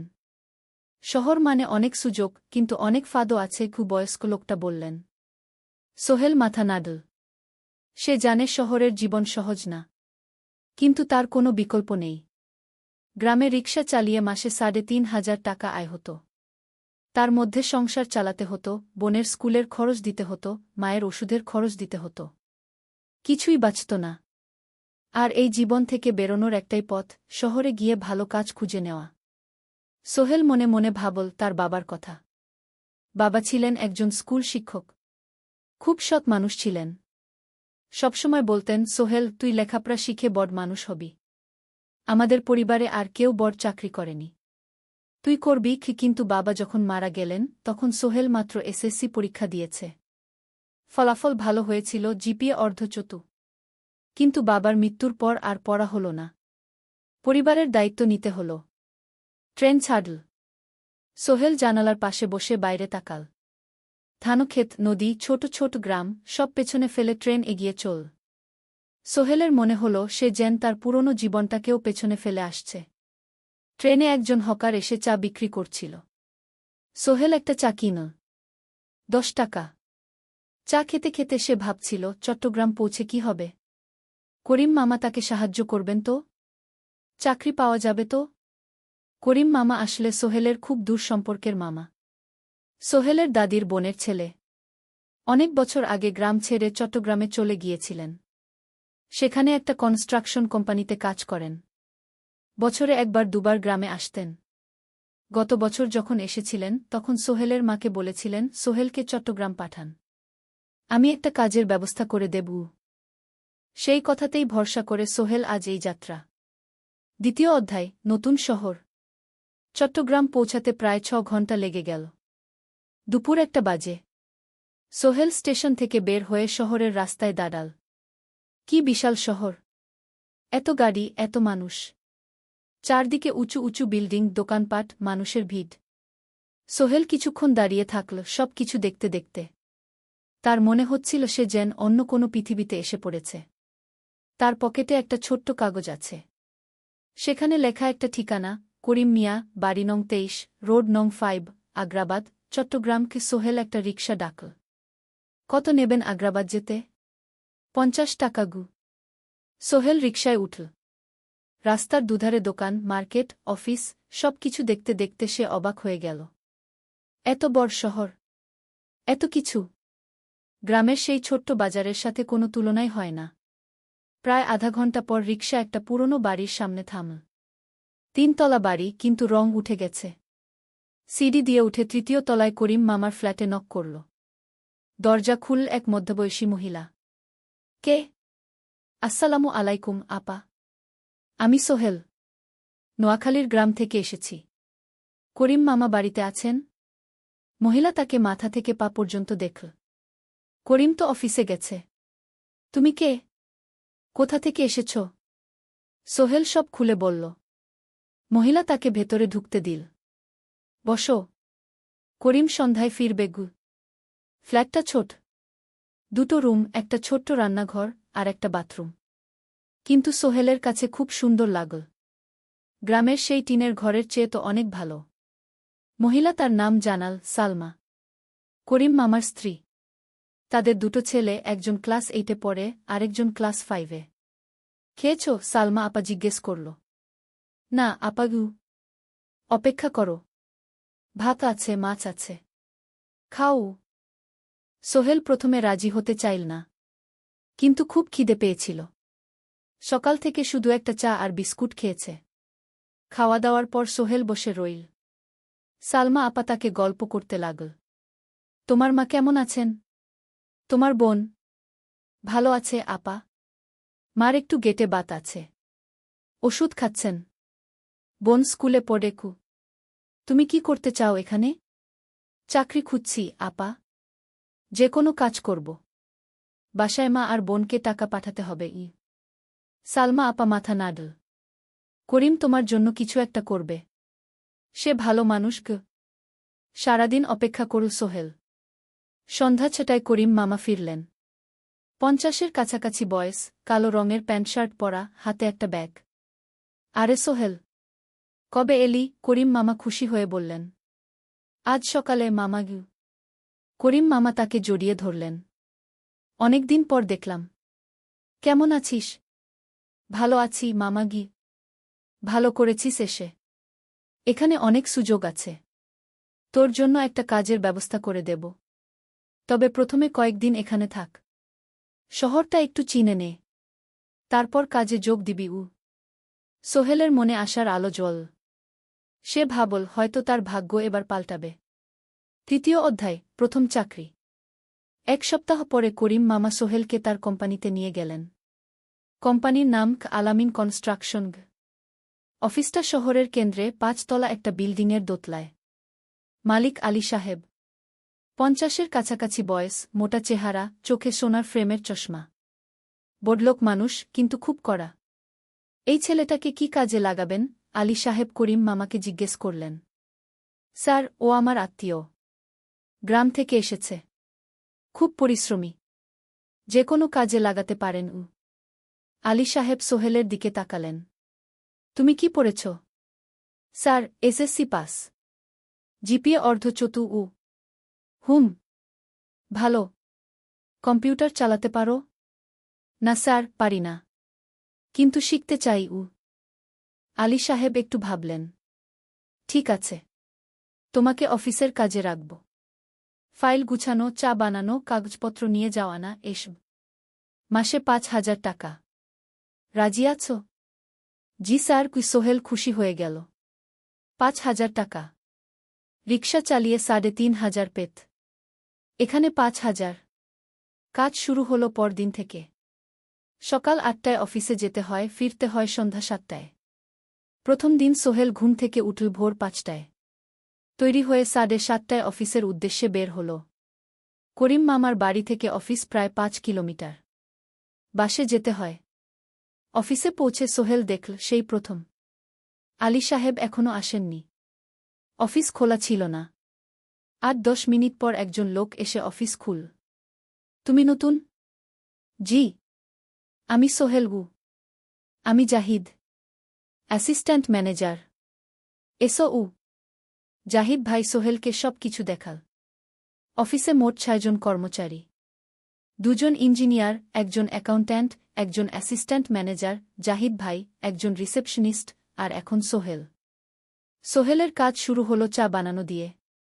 তারপর অফিস পরিষ্কার করা, ফাইল গুছানো, কাগজপত্র এক জায়গা থেকে আরেক জায়গায় নিয়ে যাওয়া। কাজ কঠিন না, কিন্তু সারাদিন দৌড়ঝাঁপ করতে হয়। দুপুরে খাবারের জন্য আধা ঘণ্টা বিরতি। সোহেল একটা ছোট হোটেলে গিয়ে ভাতরাল তরকারি খেল। ৫০ টাকা। সন্ধ্যায় অফিস বন্ধ হল। সোহেল ক্লান্ত হয়ে বাসায় ফিরল। কেমন লাগল প্রথম দিন? করিম মামা জিজ্ঞেস করলেন। ভালো মামা। অনেক কিছু শিখলাম ঘ। প্রথম মাসের শেষে সোহেল বেতন পেল ৫,০০০ টাকা। সে ৩,০০০ টাকা মাকে পাঠাল। মা ফোনে কাঁদতে লাগলেন। আল্লাহ তোকে ভালো রাখুক সোহেল উ। সোহেলের চোখেও জল এল। তার মনে হল সে একটা বড় কাজ করতে পেরেছে। চতুর্থ অধ্যায়, শহরের জীবন। ৩ মাস কেটে গেল। সোহেল এখন শহরের সাথে মিশে গেছে। প্রতিদিন অফিসে যাও আসার পথে সে দেখে হাজারো মানুষের জীবন। কেউ সফল, কেউ ব্যর্থ। কিন্তু সবাই চলছে নিজের পথে। সোহেল অফিসের কাজের পাশাপাশি কম্পিউটার শেখার চেষ্টা করছে। অফিসে একটা কম্পিউটার আছে। যখন কেউ ব্যবহার করে না, তখন সোহেল একটু একটু শিখার চেষ্টা করে। জাহিদ ভাই তাকে সাহায্য করেন। সোহেল, তুমি যদি কম্পিউটার ভালোভাবে শিখতে পারো, তাহলে তোমার ভবিষ্যৎ উজ্জ্বল। জাহিদ ভাই একদিন বললেন। কিভাবে শিখব ভাই? ট্রেনিং সেন্টারে যাও। সন্ধ্যায় ক্লাস আছে। মাসে ২,০০০ টাকা লাগবে গি। সোহেল ভাবল। ২,০০০ টাকা অনেক। কিন্তু এটা বিনিয়োগ। ভবিষ্যতের জন্য। সে একটা ট্রেনিং সেন্টারে ভর্তি হল। সপ্তাহে ৩ দিন, সন্ধ্যা ৭:৩০ থেকে রাত ৯টা পর্যন্ত ক্লাস। কম্পিউটারের basic, MS Word, Excel, PowerPoint, internet ব্যবহার। একদিন অফিস থেকে ফেরার সময় সোহেল একটা দোকানে চা খেতে গেল। দোকানের পাশেই একটা ছোট্ট মুদি দোকান। সেখানে একটা মেয়ে বসে আছে। বয়স হবে ২০-এর কাছাকাছি। সাদাসিধে চেহারা, সাদা শাড়ি পরা, কিন্তু চোখে এক ধরনের দৃঢ়তা। ভাইজা, এক প্যাকেট বিস্কুট দেন কি? সোহেল বলল। মেয়েটা বিস্কুট দিল। ২০ টাকা। সোহেল টাকা দিয়ে যাচ্ছিল, হঠাৎ মেয়েটা বলল, আপনি নতুন এসেছেন এই এলাকায়, তাই না? হ্যাঁ। ৩ মাস হল। কিভাবে বুঝলেন? আপনার চেহারা দেখেই বোঝা যায়। এখনও গ্রামের ছোঁয়া আছে। আর আপনি প্রতিদিন এই পথ দিয়ে যান। দেখেছি কি? মেয়েটা হাসল। সোহেলও হেসে ফেল। আপনি খুব পর্যবেক্ষক মনে হচ্ছে গি। জীবনে অনেক কিছু দেখেছি। তাই মানুষকে চিনতে শিখেছি গি। আপনার নাম? মিনা। এই দোকান আমার বাবার। উনি অসুস্থ, তাই আমি দেখছি গু। সেদিন থেকে সোহেল প্রায়ই সেই দোকানে যেতে শুরু করল। মিনার সাথে গল্প করত। ধীরে ধীরে তাদের মধ্যে একটা বন্ধুত্ব তৈরি হল। মিনাও তার জীবনের গল্প বলল। মিনার মা মারা গেছেন যখন সে মাত্র 7 বছরের। বাবা আব্দুল হামিদ একা হাতে মিনাকে বড় করেছেন। মুদি দোকান দিয়ে সংসার চালান। মিনা কলেজে পড়ে, অনার্স সেকেন্ড ইয়ার। সকালে কলেজে যায়, দুপুরে ফিরে এসে দোকান সামলায়। বাবার হার্টের সমস্যা আছে, তাই ভারী কাজ করতে পারেন না। তোমার স্বপ্ন কি? একদিন সোহেল জিজ্ঞেস করল। গ্র্যাজুয়েশন শেষ করে একটা ভালো চাকরি করব। তারপর বাবাকে ভালো চিকিৎসা করাব। তুমি? আমিও চাকরি করে পরিবারকে ভালোভাবে দেখভাল করতে চাই। মা আর বোনকে নিয়ে শহরে আনব একদিন গু। দুজনেই নিজেদের স্বপ্নের কথা বলতে গিয়ে বুঝল তাদের স্বপ্ন অনেকটা একই রকম। ৫ম অধ্যায়, বিপদ। ৬ মাস কেটে গেল। সোহেল এখন আলী সাহেবের খুব প্রিয় কর্মচারী। সে শুধু চা বিস্কুট দেওয়ার কাজই করে না, এখন কম্পিউটারেও কিছু কাজ শিখেছে। ছোটখাটো টাইপিং, ডেটা এন্ট্রি এসব করতে পারে। আলী সাহেব খুশি হয়ে তার বেতন বাড়িয়ে ৮,০০০ টাকা করে দিয়েছেন। একদিন রাতে সোহেল অফিস থেকে ফিরছিল। সেদিন একটু দেরি হয়ে গেছে। রাত প্রায় ৯টা। সাধারণত সোহেল সন্ধ্যা ৭:৩০টায় ফিরে। কিন্তু সেদিন অফিসে একটা জরুরি কাজ ছিল। বাস থেকে নেমে সোহেল বাড়ির দিকে হাঁটছিল। হঠাৎ একটা অন্ধকার গলিতে ৩ জন লোক তাকে ঘিরে ধরল। তাদের চেহারা দেখেই বোঝা যাচ্ছিল ভালো উদ্দেশ্য নিয়ে আসেনি। টাকা দে, তাড়াতাড়ি, একজন বলল। তার হাতে একটা ছুরি। সোহেল ভয় পেয়ে গেল। ভাই, আমার কাছে খুব কম টাকা আছে গি। যা আছে দে, তাড়াতাড়ি করো। সোহেল কাঁপতে কাঁপতে তার পকেট থেকে ৫ টাকা বের করে দিল। এই টাকা দিয়ে সে বাজার করবে ভেবেছিল। কিন্তু ছিনতাইকারীরা সন্তুষ্ট হল না। শুধু ৫ টাকা? তোর ব্যাগে কি আছে? তারা সোহেলের ব্যাগ কেড়ে নিল।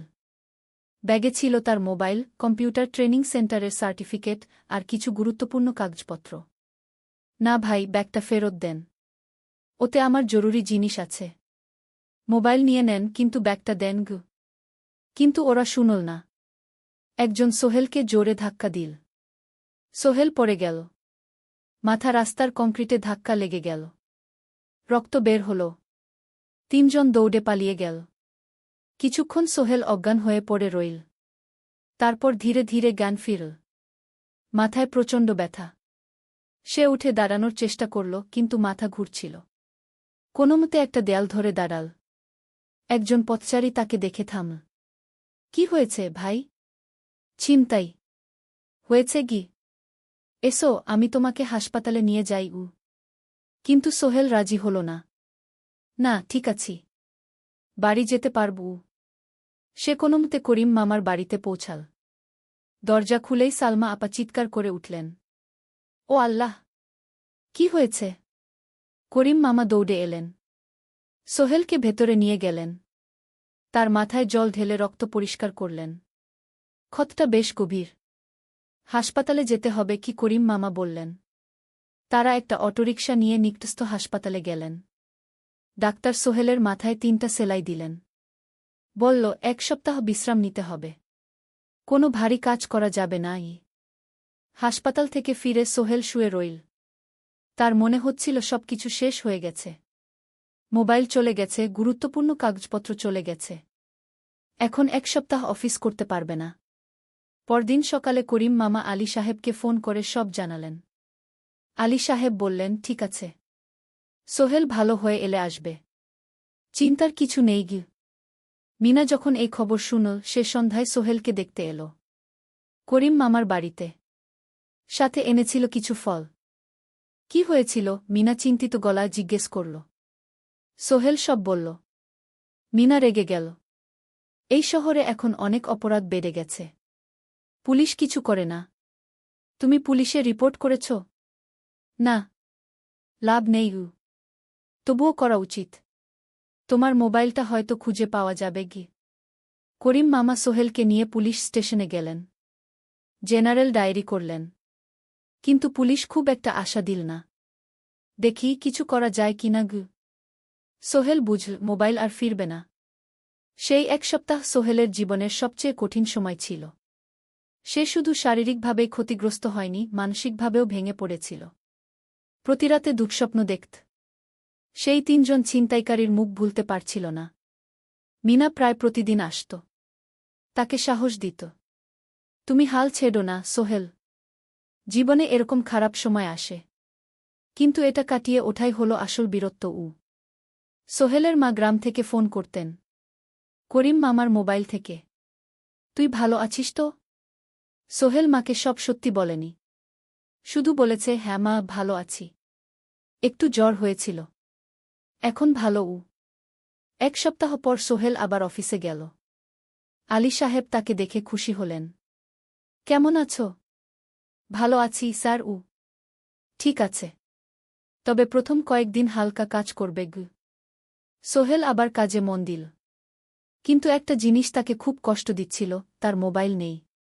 মায়ের সাথে কথা বলতে পারছে না নিয়মিত। করিম মামার মোবাইল চাইতে সংকোচ লাগে। একদিন জাহিদ ভাই তাকে ডাকলেন। সোহেল, আমার একটা পুরনো মোবাইল আছে। তুমি ব্যবহার করো? না ভাই, আমি নাও। আমার কাজে লাগছে না। তুমি রাখো। সোহেল কৃতজ্ঞতায় প্রায় কেঁদে ফেল। ধন্যবাদ ভাই। মোবাইল পেয়ে সোহেল প্রথমেই মাকে ফোন করল। মা খুব খুশি হলেন। এতদিন ফোন করিসনি কেন? মা, মোবাইলটা নষ্ট হয়ে গিয়েছিল। নতুন নিয়েছি। মায়ের গলায় স্বস্তি ফুটে উঠল।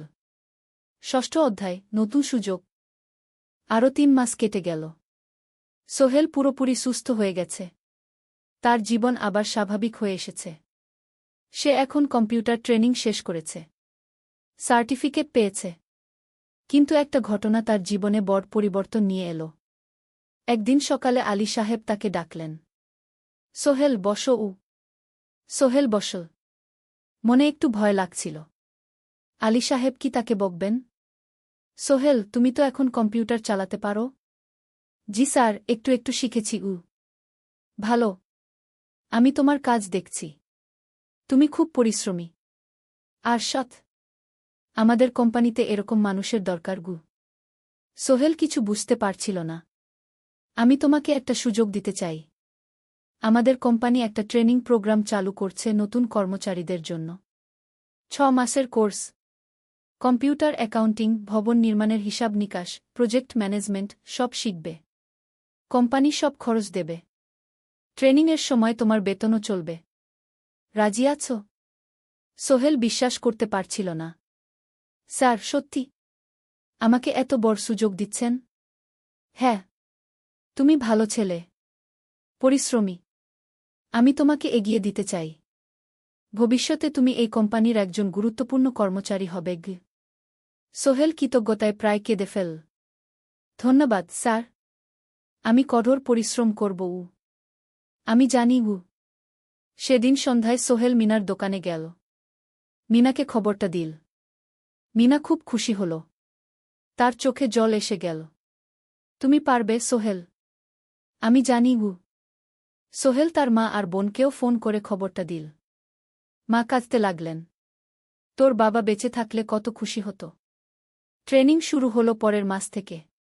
প্রতিদিন সকালে ৩ ঘন্টা ক্লাস, তারপর বাকি সময় অফিসের কাজ। ক্লাসে ৫ জন নতুন কর্মচারী। সবাই তরুণ, উৎসাহী। শিক্ষক ছিলেন একজন অভিজ্ঞ ইঞ্জিনিয়ার। নাম রহিম স্যার। তিনি খুব ভালোভাবে সব কিছু বুঝাতেন। কম্পিউটার অ্যাকাউন্টিং, এক্সেলে জটিল ক্যালকুলেশন, প্রজেক্টের বাজেট তৈরি, সময় ব্যবস্থাপনা সব। সোহেল পুরো মনোযোগ দিয়ে শিখতে লাগল। সন্ধ্যায় বাড়ি ফিরে প্র্যাকটিস করত। করিম মামার ছেলের কাছ থেকে একটা ল্যাপটপ ধার নিত কখনো কখনো। ৬ মাস পরে ট্রেনিং শেষ হল। সবাই সার্টিফিকেট পেল। আলী সাহেব একটা অনুষ্ঠান করলেন। সোহেল সেরা পারফর্মার হিসেবে একটা বিশেষ পুরস্কার পেল, ৫,০০০ টাকা বোনাস। আলী সাহেব ঘোষণা করলেন, সোহেল, আজ থেকে তুমি আমাদের জুনিয়র অ্যাকাউন্ট অ্যাসিস্ট্যান্ট। তোমার বেতন ১৫,০০০ টাকা। সোহেল অবাক হয়ে গেল। ৮,০০০ থেকে ১৫,০০০, প্রায় দ্বিগুণ। সেদিন রাতে সোহেল ঘুমাতেই পারল না। খুশিতে, উত্তেজনায় তার চোখে ঘুম নেই। সে ভাবল তার জীবন কিভাবে বদলে যাচ্ছে। 2 বছর আগে যে রিকশা চালাত, আজ সে একটা নামকরা কোম্পানির অ্যাকাউন্ট অ্যাসিস্ট্যান্ট। 7ম অধ্যায়, প্রেম ও প্রস্তাব। 1.5 বছর হয়ে গেল সোহেলের চট্টগ্রাম আসার। সে এখন একজন সফল যুবক। তার মা গ্রামে খুব খুশি। প্রতি মাসে সোহেল 10,000 টাকা পাঠায়। ছোট বোন ঋতু এখন কলেজে ভর্তি হয়েছে সোহেলের পাঠানো টাকায়। মায়ের চিকিৎসাও ভালোভাবে হচ্ছে। মিনার সাথে সোহেলের সম্পর্ক এখন আর শুধু বন্ধুত্ব নয়। দুজন দুজনকে ভালোবাসে। কিন্তু কেউ কাউকে সরাসরি বলার সাহস পায়নি। প্রতিদিন দেখা হয়, গল্প হয়, কিন্তু সেই একটা কথা বলা হয়ে ওঠে না। একদিন শুক্রবার ছুটির দিন। সোহেল মিনাকে বলল, আজ কি একটু ঘুরতে যাবে? কোথায়? পতেঙ্গা বিচ। তুমি কি কখনো গেছ? না। কিন্তু আমার দোকান গ। শুক্রবার। তোমার বাবা সামলাবে গ। মিনা রাজি হয়ে গেল। দুপুরে দুজনে বাস নিয়ে পতেঙ্গা গেল। সমুদ্র দেখে মিনা অবাক হয়ে গেল। কি সুন্দর! দুজনে বালিতে বসল। ঢেউয়ের শব্দ শুনতে শুনতে গল্প করছিল। হঠাৎ সোহেল বলল, মিনা, তোমার সাথে কিছু বলার ছিল। বলো। সোহেল একটা লম্বা শ্বাস নিল। তুমি জানো, আমি তোমাকে ভালোবাসি। মিনা হাসল। তার চোখ ভিজে গেল। জানি। আমিও তোমাকে ভালোবাসি, সোহেল। সোহেল অবাক হয়ে গেল। সত্যি? হ্যাঁ। অনেকদিন ধরেই জানি। তুমি আমার জীবনে এসে সব কিছু বদলে দিয়েছ। তোমার সাথে থাকলে আমার মনে হয় আমি যে কোনো কিছু করতে পারব। দুজনে কিছুক্ষণ চুপ করে বসে রইল। সমুদ্রের ঢেউ এসে পায়ে লাগছিল। সূর্য পশ্চিমে ঢলে পড়ছে। আকাশ লালকুমলা হয়ে গেছে। কিন্তু আমার বাবার সাথে কথা বলতে হবে, কি মিনা বলল। আমি তৈরি। যখন বলবে তখন বলব। পরের সপ্তাহে সোহেল মিনার বাবার সাথে কথা বলল। আব্দুল হামিদ সাহেব প্রথমে একটু দ্বিধা করলেন। তুমি কোনো পরিবারের ছেলে? তোমার বাবা কি করতেন? সোহেল সব সত্যি বলল। তার বাবা ছিলেন স্কুল শিক্ষক। মারা গেছেন 10 বছর আগে। মা গ্রামে থাকেন। ছোট বোন কলেজে পড়ে। তুমি নিজে কি করো? আমি আলামিন কনস্ট্রাকশন কোম্পানিতে জুনিয়র অ্যাকাউন্ট অ্যাসিস্ট্যান্ট। মাসে 15,000 টাকা বেতন। আব্দুল হামিদ সাহেব ভাবলেন। তারপর বললেন, দেখো, মিনা আমার একমাত্র সন্তান। তার মা নেই। আমি একা তাকে বড় করেছি। আমি চাই মিনা একজন ভালো ছেলের সাথে বিয়ে হোক। তুমি দেখতে ভালো ছেলে মনে হচ্ছে। কিন্তু আমাকে তোমার মায়ের সাথে দেখা করতে হবে। তোমার পরিবারকে জানতে হবে। জি আঙ্কেল। আমি ব্যবস্থা করছি। সোহেল খুশিতে আটখানা। সে সেদিন রাতেই তার মাকে ফোন করল। মাকে সব বলল। মা প্রথমে অবাক হলেন। তারপর খুশি হলেন। মিনা মেয়েটা কেমন? খুব ভালো, মা। তুমি দেখলে পছন্দ করবে। ঠিক আছে। আমি আর ঋতু আসছি চট্টগ্রাম। 2 সপ্তাহ পর সোহেলের মা আর বোন চট্টগ্রাম এলো। সোহেল তাদের নিয়ে মিনার বাড়িতে গেল। 2 পরিবার একসাথে বসল। মিনার বাবা সোহেলের মাকে দেখে খুশি হলেন। সোহেলের মা সহজ সরল ভদ্রমহিলা। আপনার ছেলে খুব ভালো। মিনা তাকে পছন্দ করে। আমিও রাজি। আব্দুল হামিদ সাহেব বললেন। আমার সোহেল সৎ ছেলে। মিনাকে খুব ভালোবাসে। আমি জানি ও মিনাকে সুখে রাখবে। কি সোহেলের মা বললেন। বিয়ের তারিখ ঠিক হল। 3 মাস পর। এই 3 মাসে সোহেল যথেষ্ট টাকা জমাবে।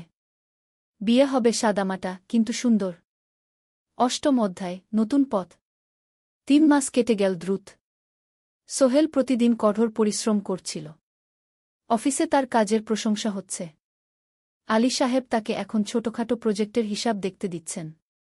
সোহেল তার সঞ্চিত টাকা দিয়ে বিয়ের আয়োজন করল। বিয়ে হল মিনার বাড়ির কাছের একটা কমিউনিটি সেন্টারে। খুব বেশি লোক আসেনি। 2 পরিবারের আত্মীয় স্বজন আর অফিসের কয়েকজন সহকর্মী। কিন্তু অনুষ্ঠান ছিল খুব সুন্দর। সোহেল যখন মিনাকে বিয়ের পোশাকে দেখল, তার মনে হল পৃথিবীর সবচেয়ে সুন্দর মেয়ে সে। লাল শাড়ি পরা, মুখে হালকা মেকআপ, কিন্তু তার স্বাভাবিক সৌন্দর্য ছিল আসল। বিয়ের পর সোহেল একটা ছোট্ট ফ্ল্যাট ভাড়া নিল। 2 রুমের ফ্ল্যাট, মাসে ভাড়া 5,000 টাকা। মিনা এখনও তার পড়াশোনা চালিয়ে যাচ্ছে। আরও 1 বছর বাকি গ্র্যাজুয়েশন শেষ হতে। সোহেলের মা আর বোন গ্রামে ফিরে গেল। মা বলে গেলেন, সোহেল, মিনাকে ভালো রাখিস। মেয়েরা অনেক ত্যাগ করে সংসার করতে গু। জানি মা গু। নতুন জীবন শুরু হল। সোহেল সকালে অফিসে যায়, সন্ধ্যায় ফেরে। মিনা সকালে কলেজে যায়, দুপুরে ফিরে রান্না করে, ঘর গোছায়। সন্ধ্যায় দুজনে একসাথে বসে পড়াশোনা করে, গল্প করে, টিভি দেখে। জীবন সুন্দর ছিল। কিন্তু চ্যালেঞ্জও ছিল। মাসিক খরচ, ভাড়া 5,000, বাজার 3,000, বিদ্যুৎ গ্যাস 1,000, মায়ের জন্য 5,000, মিনার কলেজের খরচ 1,000-2,000। মোট প্রায় 14,000 টাকা। বাঁচত মাত্র 1,000 খানেক। কিন্তু সোহেল হাল ছাড়ল না। সে সন্ধ্যায় একটা কম্পিউটার ট্রেনিং সেন্টারে পার্ট টাইম পড়ানো শুরু করল। সপ্তাহে 3 দিন 2 ঘন্টা করে। এতে মাসে আরও 3,000 টাকা আসতে লাগল। মিনাও বসে থাকল না। সে বাড়িতে বসে কয়েকজন স্কুলের ছাত্রছাত্রীকে টিউশন পড়াতে শুরু করল। মাসে 2,000 টাকা আয়। এভাবে কেটে গেল 6 মাস। দুজন মিলে পরিবার চালাচ্ছে, স্বপ্ন দেখছে। একদিন সোহেল বলল, মিনা, আমি একটা নতুন স্বপ্ন দেখছি গু। কি? আমি নিজে একটা ছোট্ট কনস্ট্রাকশন কোম্পানি খুলতে চাই। ছোট ছোট প্রজেক্ট নেব। বাড়ি মেরামতো, ছোট বিল্ডিং বানানো, এসব। তোমার কি যথেষ্ট অভিজ্ঞতা আছে? আছে। আমি 2 বছর ধরে এই কাজের সাথে জড়িত। অনেক কিছু শিখেছি। আর আলী সাহেবও আমাকে সাহায্য করবেন গু। কিন্তু টাকা কোথায়? কোম্পানি খুলতে তো অনেক টাকা লাগবে গি। আমি জমাচ্ছি। আরও 1 বছর কাজ করব। তারপর চেষ্টা করব। মিনা তাকে সমর্থন দিল। তুমি পারবে। তোমার মধ্যে সেই শক্তি আছে গি। 9ম অধ্যায়, চ্যালেঞ্জের সময়। কিন্তু ভাগ্য সবসময় অনুকূলে থাকে না। সোহেল যখন স্বপ্ন দেখছিল নিজের কোম্পানি খোলার, তখনই একটা বড় সমস্যা এল। আলী সাহেবের কোম্পানি একটা বড় প্রজেক্ট পেয়েছিল। একটা 10তলা বিল্ডিং বানানোর কাজ। কিন্তু প্রজেক্টের প্রধান ইনভেস্টর হঠাৎ পালিয়ে গেল। তিনি কোম্পানির কাছ থেকে প্রায় 50 লাখ টাকা নিয়ে গেছেন, কিন্তু কাজ শেষ হয়নি। কোম্পানি বড় ক্ষতির মুখে পড়ল। আলী সাহেব অনেক কর্মচারীকে ছাঁটাই করতে বাধ্য হলেন। প্রায় 10 জনকে চাকরি থেকে বাদ দিলেন। বাকিদের বেতন কমাতে হল। সোহেলকে আলী সাহেব ডেকে বললেন, সোহেল, আমি তোমাকে রাখতে চাই। তুমি বিশ্বস্ত কর্মচারী। কিন্তু তোমার বেতন কমাতে হবে। 15,000 থেকে 10,000। সোহেল মনে মনে চিন্তায় পড়ে গেল। 10,000 টাকায় সংসার চলবে কিভাবে? মায়ের খরচ, ভাড়া, বাজার সব মিলিয়ে তো 14,000 টাকা লাগে। কিন্তু সে কিছু বলল না। ঠিক আছে স্যার। বাড়ি ফিরে সোহেল মিনাকে সব বলল। মিনা চিন্তিত হয়ে গেল। এখন কি হবে? চিন্তা করো না। আমি পার্ট টাইম টিউশনির সময় বাড়াব।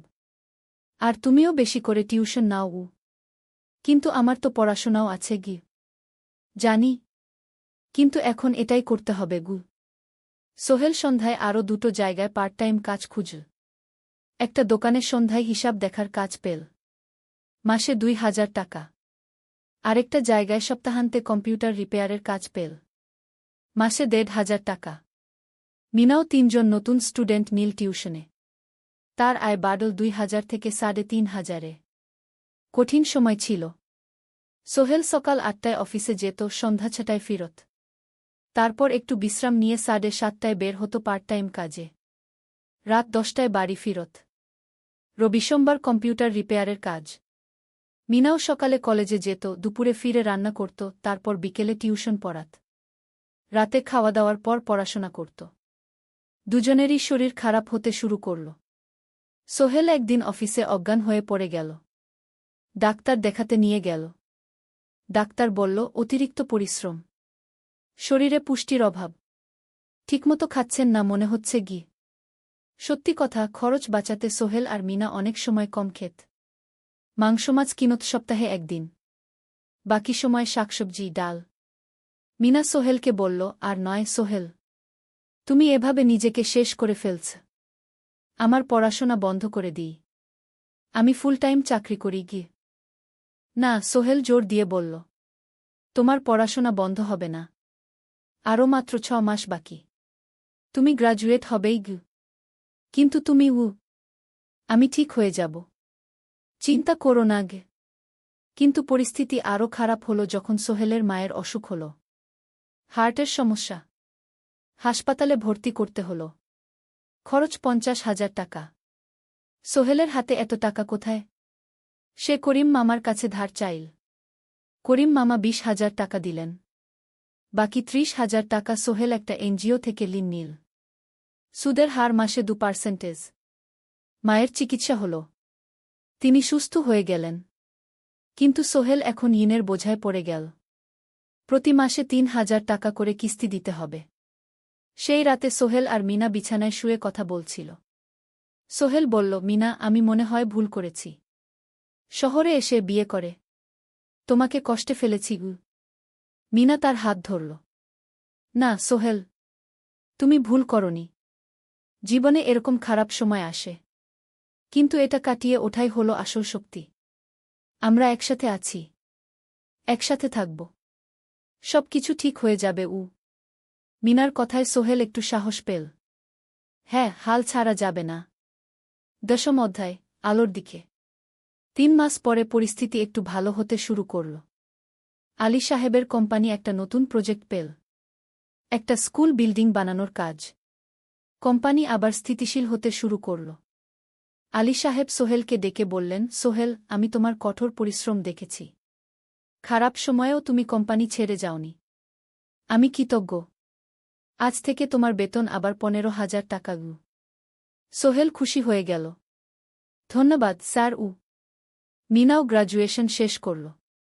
ভালো ফলাফল করল। সে এখন চাকরি খুঁজছে। একদিন মিনা একটা প্রাইভেট স্কুলে শিক্ষিকার ইন্টারভিউ দিতে গেল। ইন্টারভিউ ভালো হল। তাকে নিযোগ দেওয়া হল। বেতন 12,000 টাকা। সেদিন সন্ধ্যায় দুজনে মিলে একটা ছোট্ট পার্টি করল। একটা বিরিয়ানি কিন, কোমল পানীয় কিন। দুজনে মিলে খেল। আমরা পেরেছি, সোহেল মিনা বলল। হ্যাঁ, আমরা পেরেছি গু। এখন দুজনের মিলিয়ে আয় 27,000 টাকা। খরচ চালানোর পর প্রায় 10,000 টাকা বাঁচে। সোহেল এই টাকা দিয়ে লেন শোধ করতে শুরু করল। পার্ট টাইম কাজগুলো ছেড়ে দিল। শরীরের যত্ন নেওয়া শুরু করল। আরও 6 মাস পরে সোহেলের কাছে একটা বড় সুযোগ এলো। আলী সাহেব একদিন তাকে ডাকলেন। সোহেল, তুমি কি নিজের ব্যবসা করতে চাও? স্যার, আমি তোমাকে একটা ছোট্ট প্রজেক্ট দিতে চাই। একটা 3 তলা বিল্ডিংয়ের কনস্ট্রাকশন। তুমি ম্যানেজ করবে। আমি শুধু সুপারভাইজ করব। লাভের 50% তোমার গু। সোহেল ভাবল, এটা একটা বড় সুযোগ, কিন্তু ঝুঁকিও আছে। যদি কাজটা ভালোভাবে না হয়? স্যার, আমি চেষ্টা করব। কিন্তু যদি ভুল হয়? ভুল হবে না। আমি তোমার উপর বিশ্বাস রাখছি। তুমি পারবে গু। সোহেল রাজি হয়ে গেল। এই প্রজেক্ট তার জীবনে টার্নিং পয়েন্ট হতে পারে। 11 অধ্যায়, স্বপ্ন পূরণের পথে। পরের 6 মাস সোহেল খুব কঠোর পরিশ্রম করল। প্রজেক্টটা ম্যানেজ করা সহজ ছিল না। শ্রমিক নিযোগ, ম্যাটেরিয়াল কেনা, কাজের তদারকি, সময়মতো কাজ শেষ করা, সব দায়িত্ব তার। প্রথম 2 মাস খুব চাপের মধ্যে গেল। একদিন একজন শ্রমিক কাজ করতে গিয়ে আহত হল। সোহেল তাকে হাসপাতালে নিয়ে গেল, তার চিকিৎসার খরচ দিল। এতে প্রজেক্টের বাজেট একটু বাড়ল, কিন্তু সোহেল জানত এটা করা দরকার। আরেকদিন ভুল ম্যাটেরিয়াল ডেলিভারি হল। সোহেল সেগুলো ফেরত পাঠাল, সঠিক জিনিস আনাল।